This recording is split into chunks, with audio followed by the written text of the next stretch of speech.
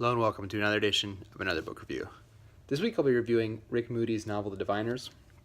Talk a little bit about my history with the author, go into a brief spoiler-free overview of the plot, talk about what I liked about the book, what I didn't like about the book, who I'd recommend the book to, and we'll finish it off by talking about what I'll be reading for next time.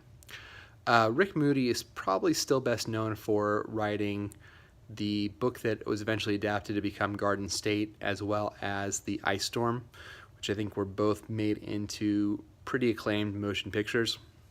I also know him from an article that I read, and I believe it was called Tracks Magazine back in the early 2000s, about the year 1984 in music. And based on that article, I've wanted to read his stuff since that point in time, but I just have never gotten around to it.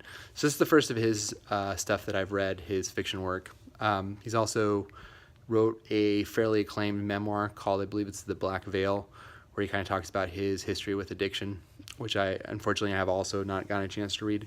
So this book, The Diviners, is a work of fiction set in right after the election of the year 2000, the Bush v. Gore election. And it follows a production house in New York City and follows the staff of that production house as they attempt to put into production a television show called The Diviners. They've been known for doing movie work, small kind of indie movies up to this point in time. The founder of the company, who's a character named Vanessa, she wants to become more successful. She thinks that television is the way to do that. So she gets a treatment for The Diviners, and she wants to put it into production as a television miniseries. And the book really kind of follows the house's attempt to do that, the production house's attempt to do that, as they talk to actors, as they talk to agents, as they talk to heads of networks and things of that nature. It's supposed to be this large, sweeping, epic story, multi-generations, and just kind of a big budget miniseries production. So that's what essentially the book is. The book is really more about different character studies. So as it relates to these people, the founder of the company, Vanessa, who I mentioned before, is someone who has an eating addiction.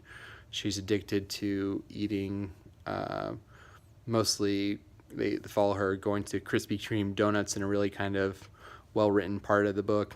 And her mother is unfortunately kind of an alcoholic who she's had to put into I believe it's a psychiatric ward. And then we also kind of follow the other people who work underneath her.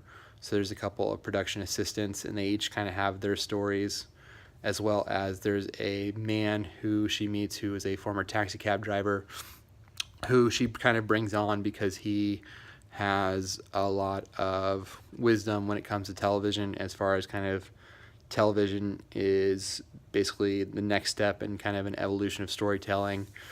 And he kind of talks his way into a job with her for that. And then kind of on the other side, the other main group of characters we follow is one of the women who works for Vanessa has two brothers, but a large part of the book follows one of her brothers who's a bicycle messenger, who is a former artist who suffers from bipolar disorder, who is being accused of attacking, I don't know if she's an art collector or a curator or something, something of that nature. He's accused of attacking her with a brick, and it kind of follows his story of how he got to that point and what he's doing. So it's a pretty sweeping story as far as the characters and how we follow them along.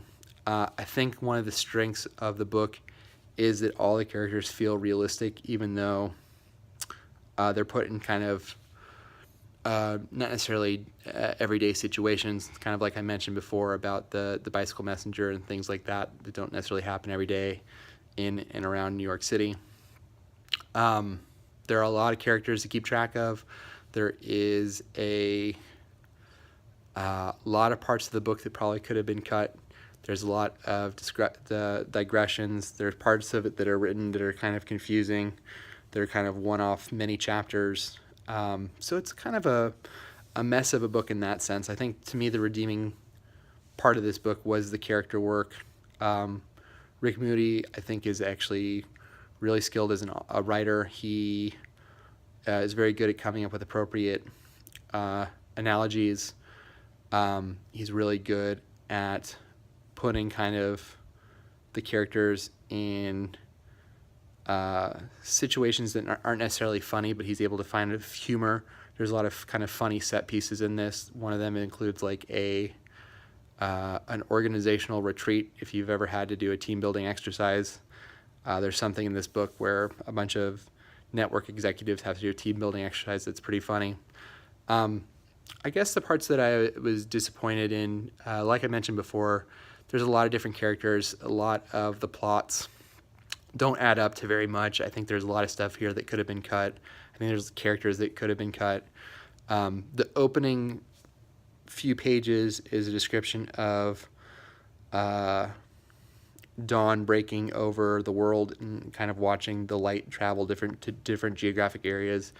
I think that for a lot of people who are reading that first chapter, they may just stop and not keep going, which is kind of understandable, just because it's not necessarily indicative of the book as a whole, but it is one of those things where you're reading it and you're like, you definitely feel it could be cut. It's just completely kind of unnecessary. And I think ultimately the book was kind of a well-attempted failure in that sense. It just like, there's a lot of good stuff in it, but ultimately it doesn't add up to very much. There's a lot of good writing, but the plot isn't really that great. There's a lot of plot threads that are left kind of hanging. There's a lot of characters where you're kind of wondering what happens to them. There's some characters who have kind of changes of heart that didn't necessarily feel earned. So it's kind of a mess of a book, unfortunately. I was a little disappointed overall. I would recommend this to people who like, stylistically, it reminded me a lot of Jonathan Franzen and Don DeLillo. There are a lot of characters who monologue, who have really, really, really long monologues, a lot of times about like the nature of entertainment and things like that, which reminded me a little bit of those authors I mentioned. I will say the one kind of redeeming quality I thought, not the one, but one of the most redeeming qualities of the book is how Moody writes on addiction. I thought felt very, very real. I also think he does something with characters in that they are not, a lot of times when people are writing characters, they're either really good at their job or they're really not good at their job. And if they're good at their job, they're also, their home life is good. They just feel kind of one-dimensional. I think he does a good job of painting Vanessa specifically as a character who's really, really good at her job, but her personal life is really not good. And kind of the mixing of those two and the decisions she makes and how she views that felt very, very real to me. I know a lot of people who are kind of in similar positions and just felt like a real character. So it is a long book. I would recommend, if you like kind of the corrections, or if you like something like White Noise, check it out. Maybe read the first 100 pages, and if you're into it, keep going. If not, maybe pull the plug on that one. So that is Rick Moody's The Diviners. Next time I'm going to be reading Barbara Ehrenreich's Bright-Sided. It's a little bit of a different book. It's a nonfiction work. So next time, please feel free to like the video, subscribe to the channel, and I will leave my Twitter handle below. And if you have read The Diviners, I haven't found a lot of people who seem to have read it. I couldn't find a ton of reviews at the time. Let me know what you think about it, because I'm kind of curious if I just missed it on this one or if my feelings were kind of similar to what yours were. Until next time, bye.